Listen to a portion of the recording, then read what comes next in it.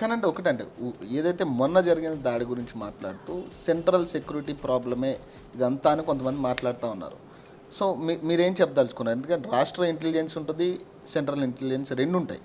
So మొన్న ఏదైతే ఎలక్షన్లు కాశ్మీర్లో జరిగినాయో చాలా సంవత్సరాల తర్వాత మొన్న ఎలక్షన్లు జరిగింది.